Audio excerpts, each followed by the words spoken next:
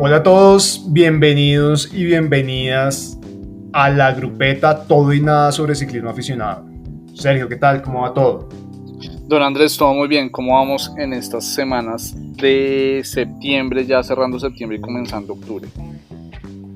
Pues todo muy bien, acá en Bogotá nuevamente con un poco de lluvia y frío, pero bien, ya acercándose el fin de año y las carreras de fin de año. En octubre en particular hay un puente en el que creo que hay tres carreras: Boyacá, Santa Marta y Gran Fondo Ciudad Musical en Ibagué. Y luego viene el Giro de Rigo el 31 de octubre, así que octubre va a ser un mes movido con los fondos. Sí, se está moviendo otra vez muchísimo el calendario.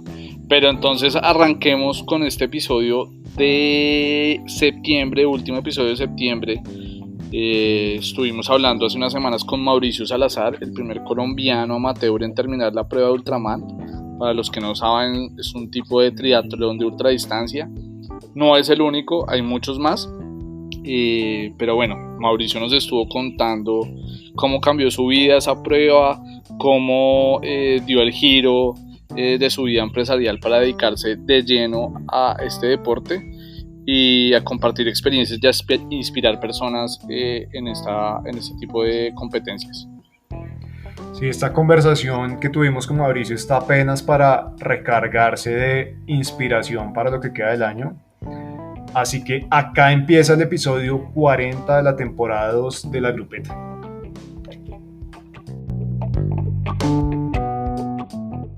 Bueno, y en las breves, el fin de semana pasado fue el Reto Movistar organizado por la Ruta Colombia, un recorrido de más o menos 80 kilómetros con dos segmentos cronometrados, y los ganadores de la general fueron Camila Cortés, que le tomó casi 5 minutos a Sora Giralda, que quedó de segundo lugar.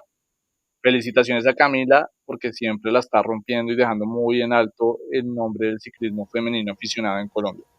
En hombres la competencia sí estuvo bastante cerrada. El ganador fue Juan Guillermo Montoya, con apenas 7 segundos de diferencia sobre el segundo puesto.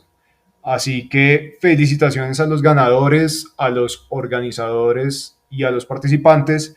Y también queremos destacar el papel de Movistar como patrocinador, que es una marca a la que injustamente le dan mucho palo por situaciones del equipo World Tour, pero que hemos visto que siempre se pone la camiseta por el ciclismo colombiano. Pues bienvenido, Mauricio, y muchísimas gracias por ser parte de la grupeta. Cuéntanos por qué decidiste, entre comillas, dejar de ser Mauricio Salazar para convertirte en Ultraman. Bueno, no, lo primero es que yo creo que sigo siendo Mauricio Salazar. Lo que pasa es que es un Mauricio Salazar como en construcción. Em, la fase del deporte o del Ultraman viene casi por accidente. Después de muchos años de carrera empresarial, llegué a un límite como del abuso del trabajo, donde estaba en digamos que un modelo no muy sostenible de vida. Y ahí mi familia, las personas más cercanas me dieron una sacudida, me ayudaron a entender que de pronto esa no era la ruta para seguir. Y empecé un proceso de búsqueda muy personal. Realmente fue un proceso que no fue fácil, fue largo, lleno de errores, de confusiones, hasta que encontré en el deporte una nueva ruta. Y ahí fue donde como se empezó a dar ese cambio, pero no fue como un momento único, sino un proceso de transición. Mauro, y su merced nos estaba hablando como que llegó a un techo en lo laboral. ¿A qué se dedicaba su merced antes? Y cuál fue como el hito de esa sacudida que lo volteó completamente hacia el deporte y hacia el ciclismo? Y yo insisto mucho en eso de que no fue un único momento, no fue como un disparador, como a veces siente uno que ve uno en las películas o lee en un libro, que a veces es un accidente y vi la muerte o cosas por el estilo, o una enfermedad, o por la pérdida de una persona muy cercana. Para mí no fue nada de eso. Para mí fue un proceso de reflexión muy profunda, como les decía, muy lleno de ensayos y errores. No tenía ni idea en qué iba a terminar realmente, y finalmente el deporte se me fue atravesando y se convirtió en ese nuevo capítulo de mi vida. Pero digamos que invitaría un poco a la gente a no creer que todos vamos a tener esos momentos de quiebre donde se dispara la vida y al otro día soy una persona diferente. Creo que eso le pasa a unas personas, muy pocas personas en el mundo les pasa eso, y las demás personas pues no nos podemos quedar esperando, sentados esperando a ver qué pasa, sino que podemos crear esos puntos de inflexión, o por lo menos a mí me tocó crearlo a partir de la reflexión, de los errores, hasta encontrar cada uno su ruta seguramente.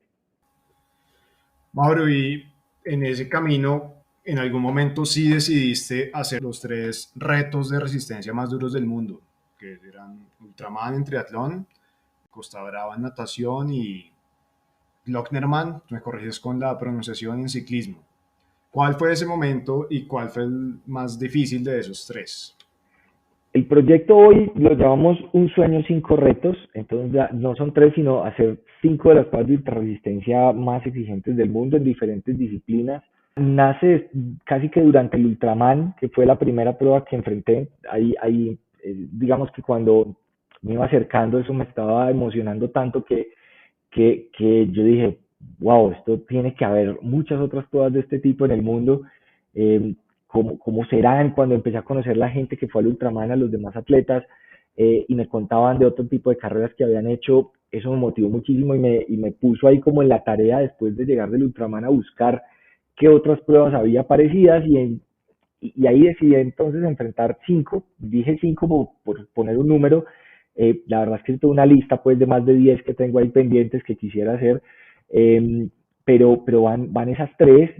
Creo que no son comparables. La verdad es que al ser disciplinas distintas, es muy difícil comparar cada una ha tenido como su magia, sus infiernos, sus momentos críticos donde tocas fondo, donde estás absolutamente destrozado, sin esperanza, sin nada, pero a su vez, al terminarlas, cada una me ha dado unas lecciones de vida gigantes. ¿Qué has aprendido tú de esas tres que ya completaste? Por ejemplo, ¿qué puede hacer uno en esos momentos en los que, como tú dices, uno está destruido físicamente y cómo hace uno para terminar? O sea, acá seguramente las personas que nos están escuchando tal vez no hagan ultradistancia o de pronto sí, pero al menos si hacen un fondo o cualquier reto que se pongan, pues es eso, es una meta que quieren superar y para cada uno esa meta tiene sus desafíos. ¿Qué hacer en esos momentos en los que el cuerpo dice no más? Andrés, yo lo que he aprendido ahí es que la vida misma es como una carrera de ultrarresistencia.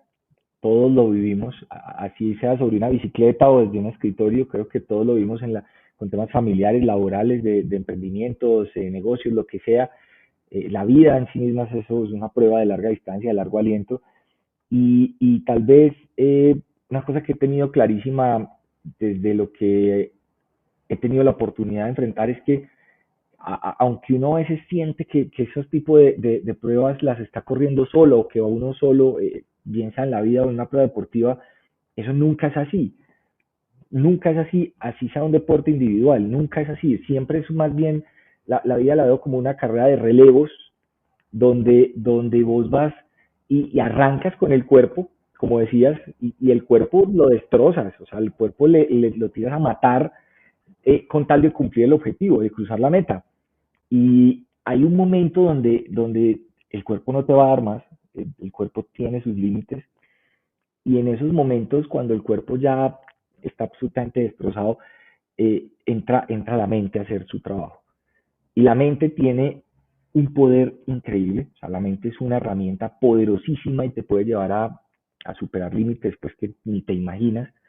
Y ese proceso es súper interesante cuando uno logra explorar ese potencial que tiene la mente, pero cuando estás enfrentando realmente una prueba de esas que parecen imposibles, hasta la mente más poderosa se puede quebrar. Todas las mentes tienen un límite, todos tenemos unos umbrales, más arriba o más abajo que el del lado, pues que otra persona, pero todos tenemos un límite y la mente lo tiene. Y cuando la mente llega a ese límite y se rompe realmente, ahí lo único que te va a salvar la vida es tu tribu, como yo lo llamo, esa gente que tú quieres y que te quiere, es ese doping emocional del que hablo. Esas personas son las que tienen el poder o son la palanca para poder seguir adelante.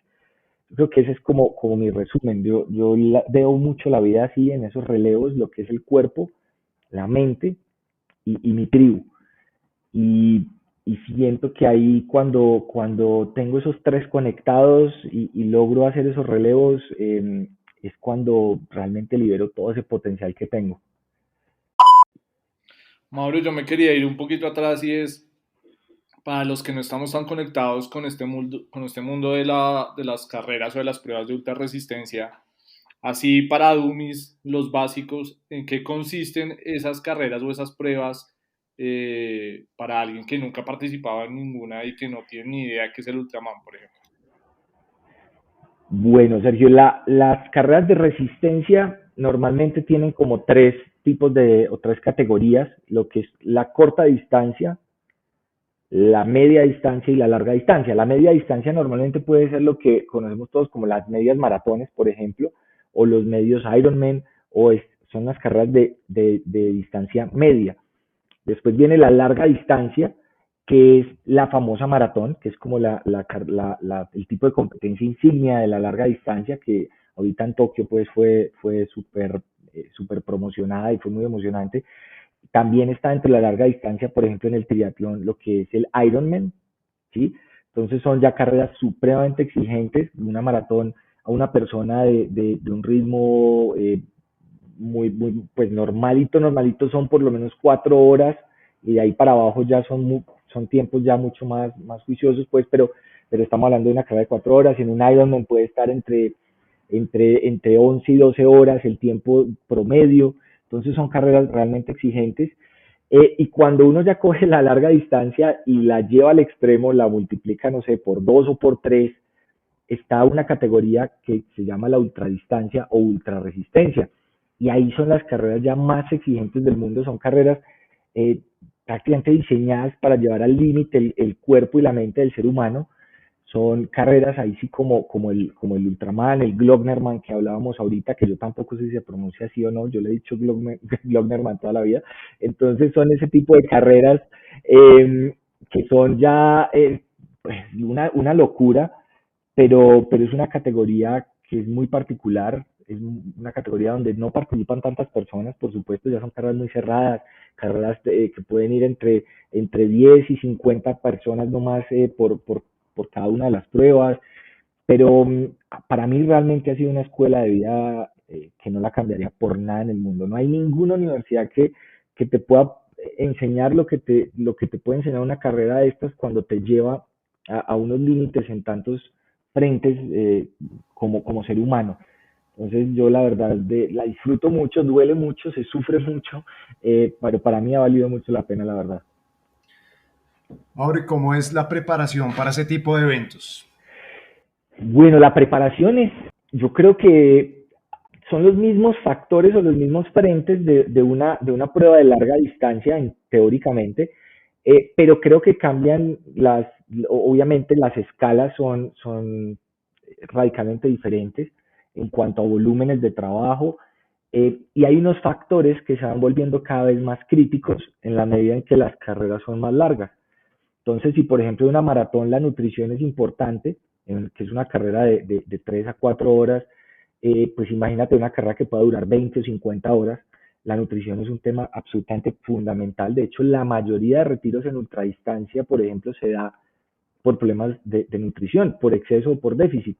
Entonces, hay unos factores que se vuelven muy críticos y hay que tenerles mucho cuidado, hay que trabajarlos muchísimo, hay que explorarlos y ponerlos a prueba permanentemente hasta que uno va encontrando como un protocolo que le funcione.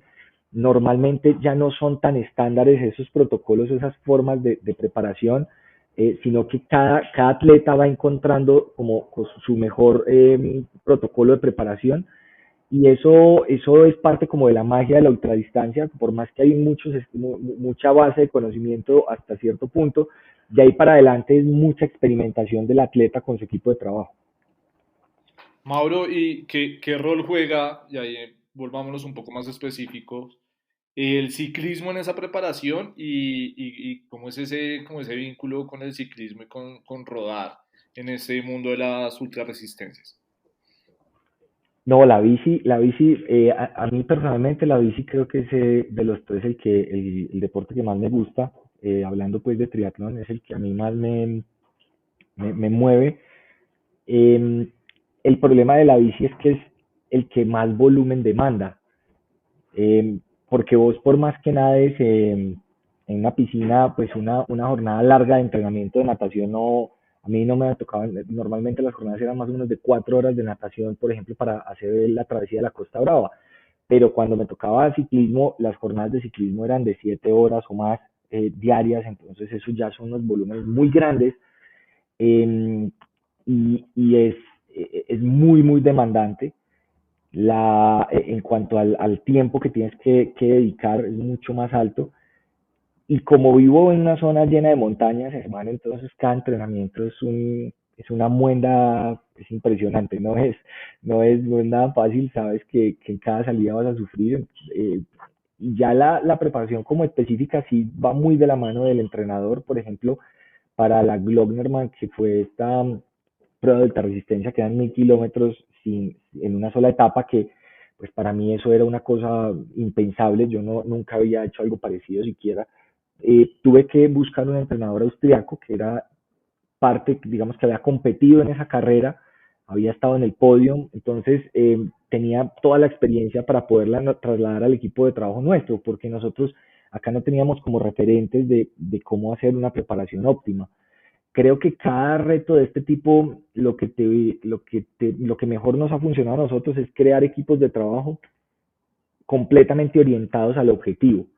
¿Sí? O sea, tú tienes una base de un equipo base y ese equipo base lo complementas de acuerdo al tipo de reto que vas a enfrentar. Entonces, en el ciclismo pasaba lo mismo. Teníamos un equipo de entrenamiento acá, yo tenía un entrenador acá en Manizales, Don Fer, señor de muchos años de experiencia y pues muy sabio, para mí es un tipo muy sabio en todo el ciclismo, eh, pero en ese tipo de competencias pues no tenía ni la experiencia ni el conocimiento. Entonces esta persona de Austria nos ayudó muchísimo a balancear las cargas, a definir los ciclos y eso fue lo que marcó la diferencia realmente. Entonces creo que ahí es eso, que entender el tipo de reto que estás enfrentando y tratar de construir un equipo que tenga la experiencia y el conocimiento para poderlo enfrentar.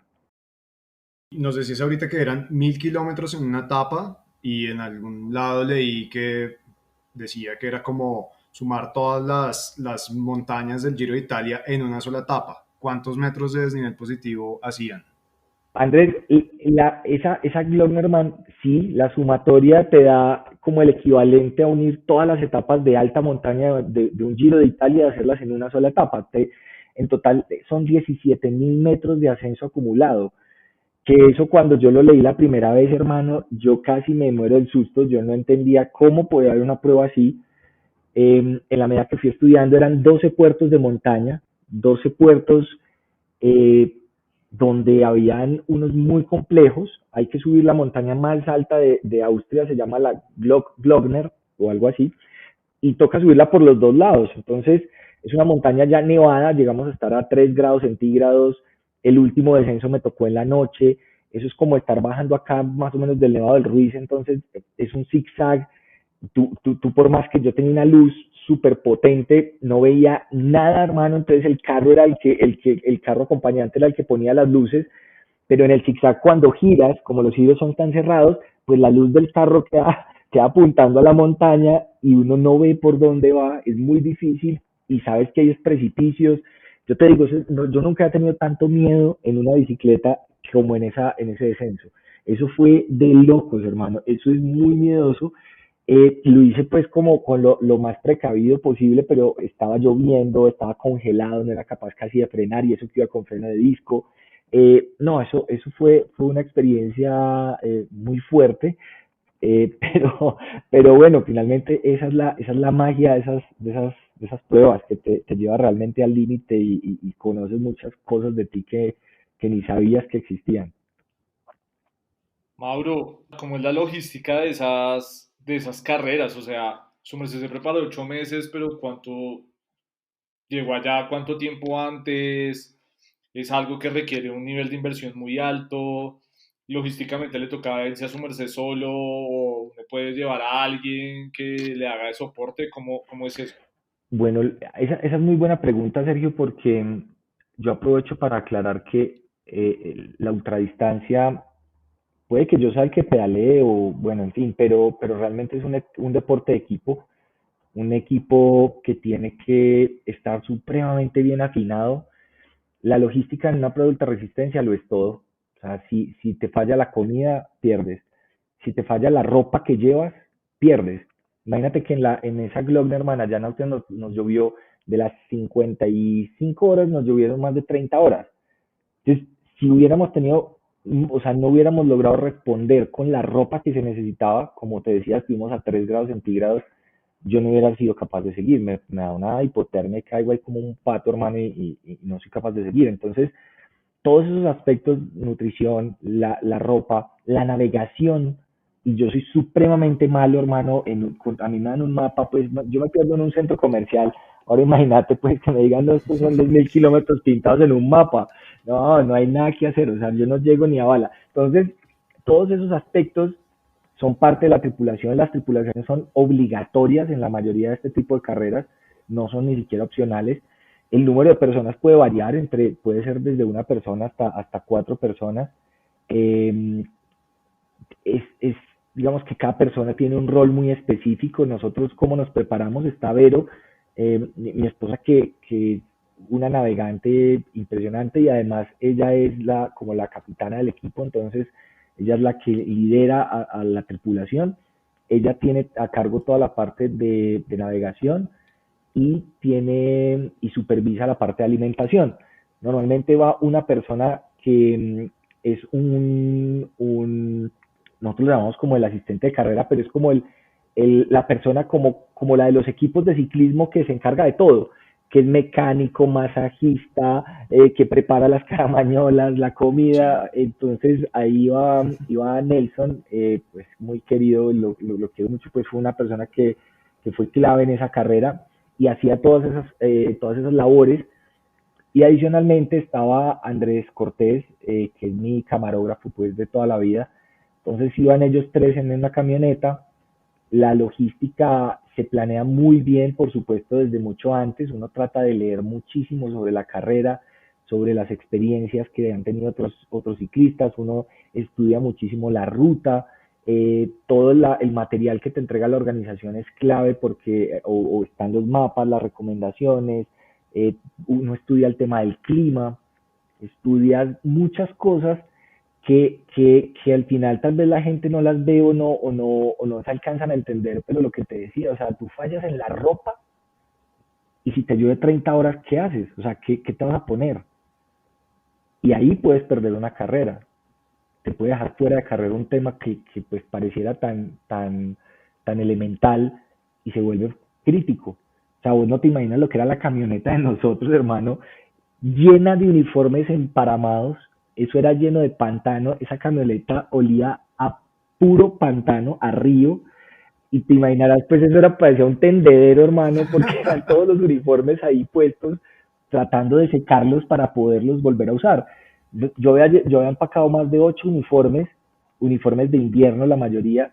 Tenía, no sé, 3 o 4 pares de guantes que al principio dijimos que exagere, después nos quedamos cortos de guantes y los guantes son críticos. O sea, si vos no eres capaz de frenar bien y tienes las manos tan congeladas que no te responden, pues ya estás en un tema de riesgo pues muy fuerte, ¿cierto? Ya de un accidente. Entonces, esa logística es un tema apasionante realmente dentro de este tipo de carreras y el equipo tiene que estar muy, muy bien cohesionado para que puedas por lo menos llegar a la meta. Eso es súper importante. Yo escuchándolo, uno se pregunta cómo está Latinoamérica en eso. Hay muchos corredores que hacen ultra resistencia que vienen de países de la región, o hay carreras de ultra resistencia importantes en el continente. Desde su experiencia, su merced, cómo ve el estado de la región en ese tipo de competencias? Pues mira, te cuento, Sergio, hace 5 años, cuando yo fui al Ultraman, por ejemplo, yo fui el primer colombiano amateur en terminar un Ultraman. Y porque la única persona que lo ha terminado era Edwin Vargas, pues un triatleta élite, pro, pues ciclo olímpico, tesísimo, que quiero mucho, y el man él era el único que lo ha logrado. Cuando yo lo logré en ese momento, pues claro, era una cosa que no era, como, que no estaba en el imaginario de nosotros en Colombia, de que un atleta amateur podía ir a enfrentar este tipo de pruebas, pero hoy ya somos creo que 9 o 10 ultramanes en Colombia. Y eso para mí ha sido una satisfacción gigante porque eso fue lo primero que yo hice cuando llegué a Colombia, fue invitar a la gente. Yo le decía, porque obviamente uno puede llegar aquí y decir, no, es que eso es muy duro, yo soy un duro, pues para esto soy un berraco, ni se le ocurra, hermano, que eso no se logra, pero nosotros hicimos fue lo contrario, nosotros llegamos a invitar a la gente a decirle, es que esto se puede, ¿quién es el próximo? Y de hecho yo hice parte de la tripulación de Pepe, de un colombiano al año siguiente. Entonces eso fue una experiencia muy bacana, poder empezar a romper ese paradigma, porque a pesar de que en Colombia no hay carreras de este tipo, apenas me enteré que hubo una hace poco que era de unos 500 kilómetros también en triatlón, no me acuerdo dónde, creo que fue por Guatapé, pero es la primera carrera que yo me entero que se hace como oficial en ese sentido. Hace 5 años no había nada parecido. En ciclismo tampoco hay pruebas parecidas. Hay personas que hacen travesías, pero no es como una carrera organizada. Hoy en día siento que empieza a haber digamos que una atención más, como más activa y como un interés mayor por este tipo de pruebas. En México, por ejemplo, y en Brasil hay pruebas ya muy organizadas, pero en Colombia todavía nos falta mucho. La ventaja es que ya muchos atletas han empezado a viajar a este tipo de pruebas y eso va abriendo como el camino para que llegue el momento en el que estemos preparados para tener nuestras propias pruebas. Para mí sería un sueño poder ver ese tipo de carreras acá en Colombia. Mauro, hablemos de Renacer, ya que lo mencionaste. ¿Por qué Renacer y qué es? ¿Qué hace esa marca?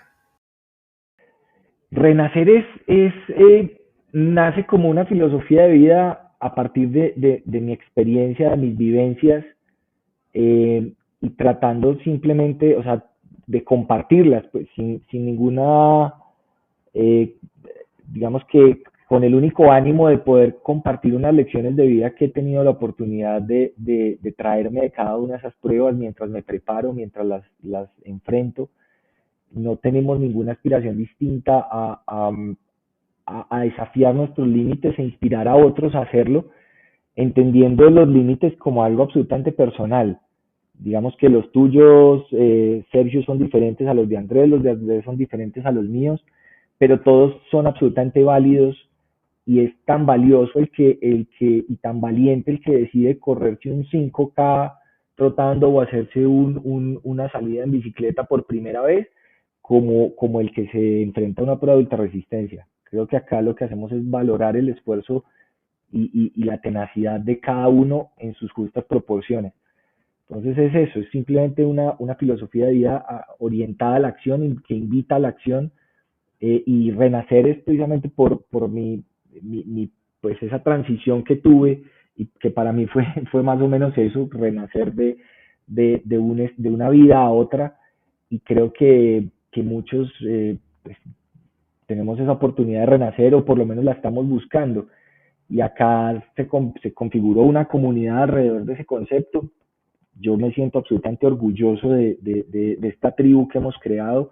Es una tribu muy, digamos que muy solidaria. Hemos empezado a hacer desde hace 4 años proyectos sociales donde tenemos un impacto que va más allá de nuestros propios desafíos. Entonces eso nos llena a nosotros pues de satisfacción, y yo aprovecho para darle las gracias a todas las personas que hacen parte de Renacer, todas las personas que nos siguen, porque pues por ejemplo ayer nomás, ayer pues aprovecho y les cuento, fuimos ganadores de un oro en los EFI Awards, que son las campañas de mercadeo más efectivas del país. Eso es una organización internacional, y en las competencias acá a nivel nacional estábamos compitiendo con uno de los retos que hicimos, donde participaron más de 5.000 personas de nuestra comunidad, y fuimos ganadores por encima de Bavaria, de Alpina, del Éxito, de Bancolombia. y eso muestra, digamos, que el poder de lo que es una tribu y una comunidad alrededor de una idea que realmente inspire. Bueno, no, felicitaciones. Sí, sí vi que estaban como finalistas, pero gracias por la chiva de que ganaron. Te fe- realmente, Sí, sí, fue ayer por la noche, más con no, estamos felices. realmente felicitaciones. Mauro, ¿y esos proyectos sociales de qué tipo son? Cuéntanos un poquito más sobre eso. Bueno, los proyectos sociales lo que buscan es que cada reto que hagamos deportivo esté conectado con un desafío social o medioambiental y que podamos crear impacto y dejar una pequeña huella, un pequeño granito de arena dentro de un proceso que ya se venga desarrollando, una población que necesite un apoyo. Y el esquema ha sido muy exitoso, es muy simple, lo que hacemos es buscar una causa en la cual vamos a enfocar toda nuestra energía y la de nuestra comunidad y buscar un patrocinador. Entonces, por ejemplo, venimos trabajando con una fundación que se llama Nutrir, es una fundación que alimenta a niños en estado de nutrición y que lo que hicimos fue buscar un patrocinador, una fábrica de alimentos, y lo que le dijimos a esa fábrica fue que íbamos a hacer un canje, que iba a ser el patrocinador principal y que iba a tener toda la exposición del mundo pues en el reto, pero que lo que tenía que hacer era convertir cada uno de los entrenamientos de nuestra comunidad, de nuestra tribu, lo tenía que convertir en una ración de alimento para los niños de la fundación. Y eso fue una campaña que abrimos durante 2 semanas y finalmente terminamos entregando casi 38.000 raciones de alimento a estos niños de la Fundación Nutrir.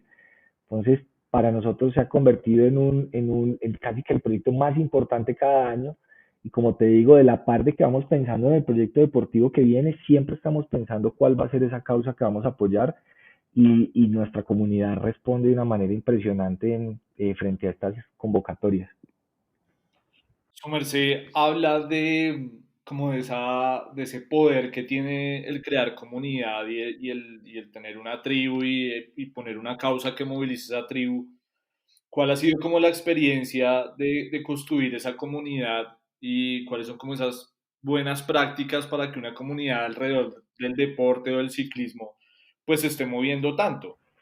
Yo creo que lo más importante es tener un interés genuino en, en agregarle valor a tu gente. Yo creo que ese es el punto de partida. Y siento que hoy muchas veces estamos pensando más en cómo ganar seguidores que en cómo darles valor a esas personas.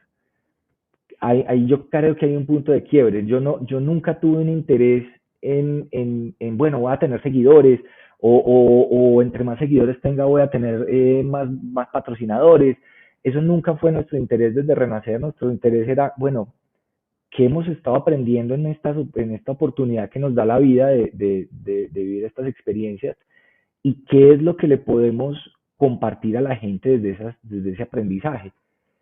Y a partir de ahí, porque esto de hecho nació desde la vida real, o sea, esto es un proyecto que yo estaría haciendo con o sin redes sociales, con o sin Instagram, con o sin seguidores, y nace desde la vida real y yo empiezo a compartirlo de manera pues absolutamente desprevenida y es la misma gente la que se va conectando a esta iniciativa, no, nunca fue un tema de presión ni de buscar cómo nos querían seguir o qué escribimos para que la gente nos siga, no, siempre estuvimos pensando, bueno, ¿cómo hacemos que estos aprendizajes se vuelvan útiles para la gente? Y ahí fue donde la gente empezó a llegar. Y yo no sé si nosotros somos grandes o pequeños, yo nunca lo he tratado de ver en términos numéricos. Para mí lo que ha sido más importante es realmente la cohesión de esta tribu. Y creo que un premio como el que les contaba de los EFIs, pues ganarse un oro ratifica el poder de la comunidad que tenemos. Eso creo que es lo más importante, cómo respondemos como comunidad ante un desafío. Pero siempre creo es que las comunidades fuertes en el tiempo son aquellas que se preocupan siempre por agregarle valor a su gente, antes que cualquier otra cosa.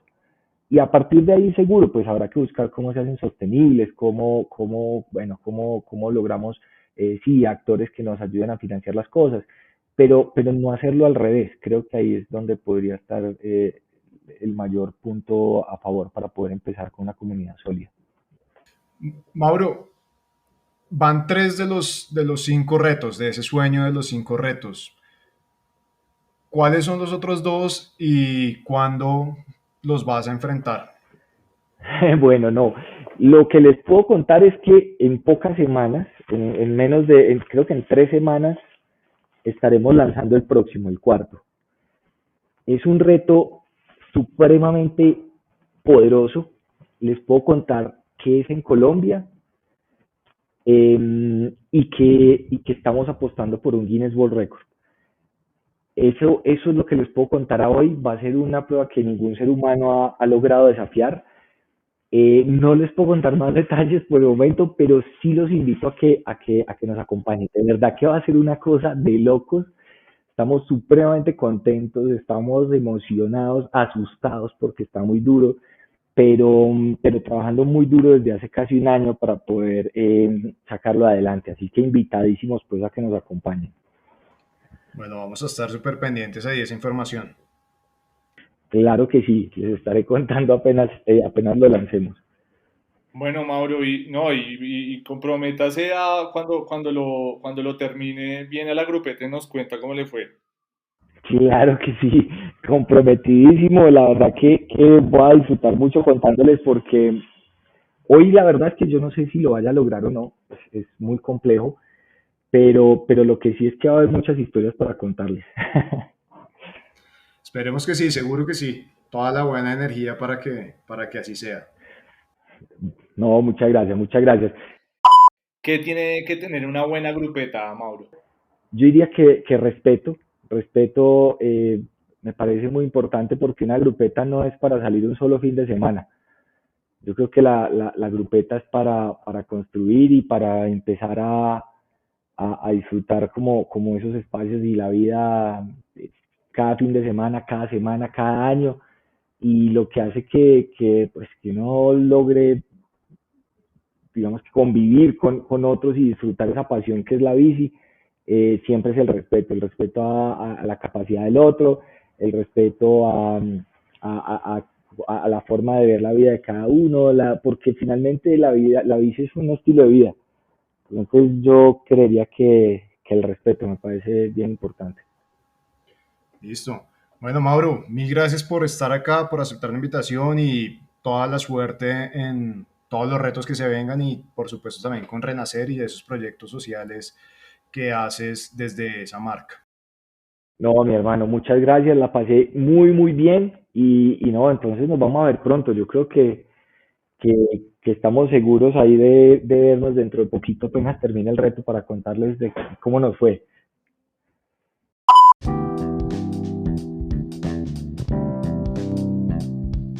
Bueno, gracias a Mauricio por venir a la grupeta y precisamente la semana pasada Mauricio dio a conocer cuál es su cuarto reto. Este reto va a ser un triatlón en el Parque de los Nevados. Entonces, pues ya se imaginarán lo que es correr, nadar y montar bicicleta a más de 4.000 metros de altura, con casi nada de oxígeno y temperaturas cercanas a los 0 grados. Entonces, pues nada, toda la suerte para Mauricio en este reto que tendrá lugar el 3 de noviembre. Así que los invitamos a todos a estar pendientes de Mauricio, a acompañarlo y que ojalá lo tengamos acá en la grupeta contándonos cómo le fue en este reto en Colombia. Y no nos podemos ir de este episodio sin el recomendado de Don Andrés. Don Andrés, ¿cuál es el recomendado? Sergio, el recomendado de esta semana es un documental danés, clásico del cine de ciclismo, que seguramente ya muchos conocen. Se llama A Sunday in Hell, un domingo en el infierno, que sigue muy desde adentro la edición del año 1976 de París-Roubaix, una de las carreras más importantes del calendario internacional todos los años, uno de los 5 monumentos del ciclismo. La encuentran en YouTube, así que si no la han visto todavía, es un buen momento para hacerlo. Bueno, gracias a todos y a todas las que nos escucharon en este episodio. Nos escuchamos en el próximo episodio en octubre. No olviden seguirnos en @lagrupetapod en Instagram y seguirnos también en la plataforma de podcast que nos escuchen. Nos escuchamos a la próxima. Chao.